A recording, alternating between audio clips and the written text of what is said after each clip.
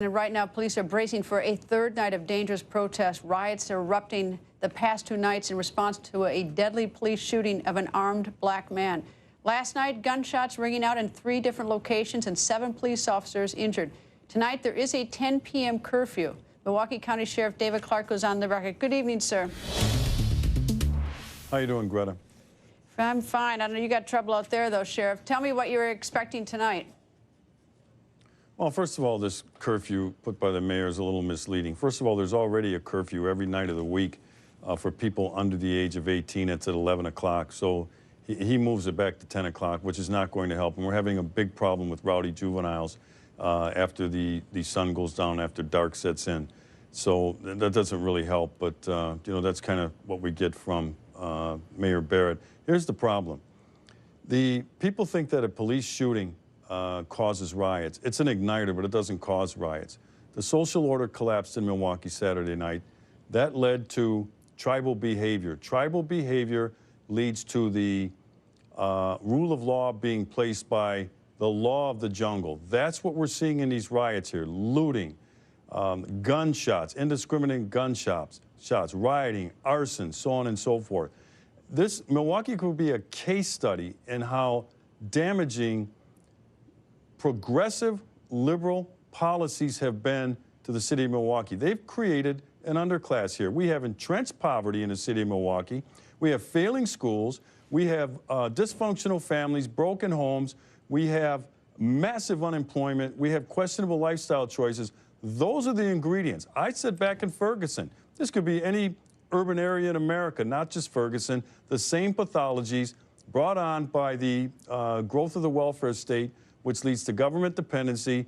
Then all of a sudden, when people get frustrated, and they do, and they get angry, and then you have a flashpoint like a police shooting, and then things erupt. Until this city, Tom Barrett and the political class, a liberal Democrat political class, addresses these urban pathologies, this stuff's going to happen every time there's a police shooting. It's going to happen in other cities across America, as we've seen.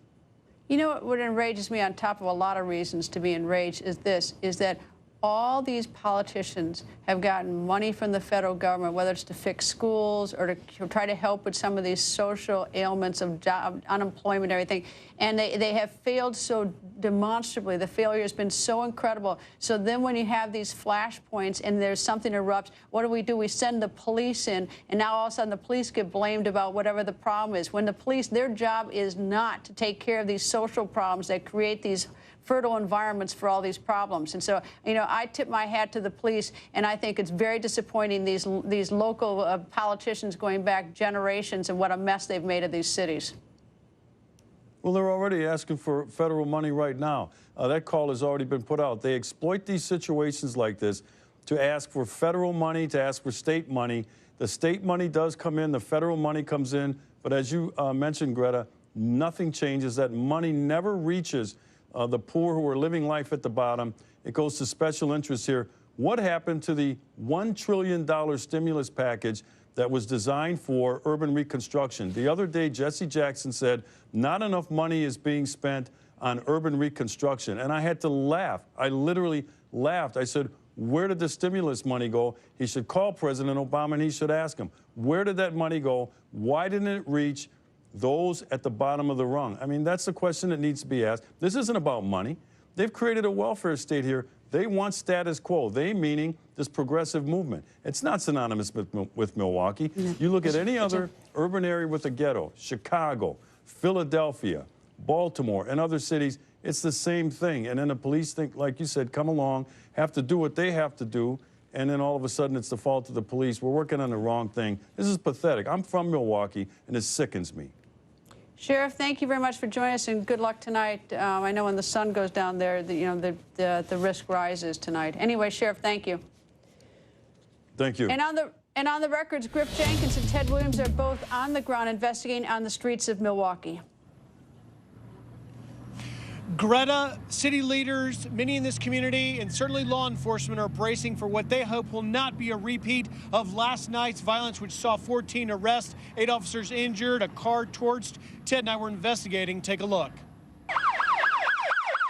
A second night of dangerous protests in Milwaukee. Now, the city bracing for night number 3.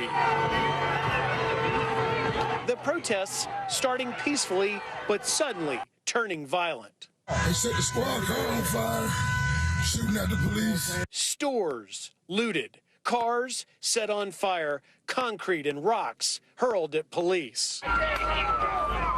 We've moved our position, Ted. We were between the police and the protesters. You can see the activity now, police coming in because rocks are being thrown. Something's being thrown over our heads. Yes, Griff, this demonstration is now escalated into less than peaceful demonstration. 8 officers injured just last night, bringing it to a total of 12 officers injured in 2 days. One down! You cannot control a mob. And what we have out here tonight at this time is a mob. I'm on the ground investigating with Ted Williams, and suddenly there's gunfire. More gunfire. Back off, back off. Constant gunfire now. Let's go, let's go. Get back, get back. Get back, get back.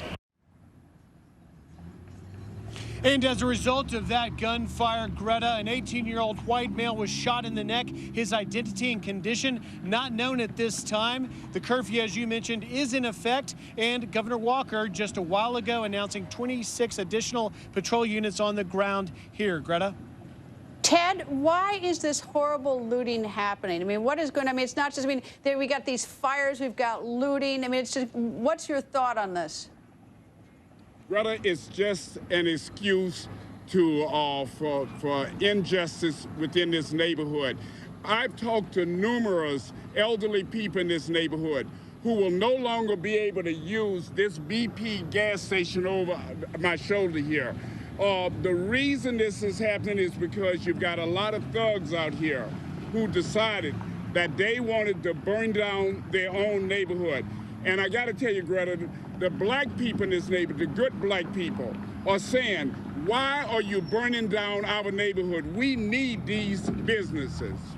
And of course, we saw that. Remember in Baltimore, we saw that drugstore that was burned to the ground and looted, it was looted and burned. And, that was what provided medicine to a lot of the people in the community. But anyway, Griff, Ted, thank you, and be safe out there tonight.